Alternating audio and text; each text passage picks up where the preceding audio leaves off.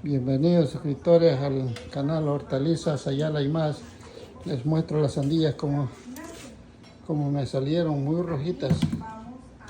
Aquí están las sandías muy rojas de este año 2025.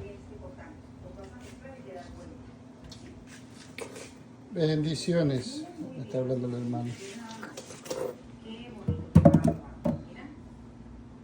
Ahora sí, aquí vamos a reducir un poquito el fuego.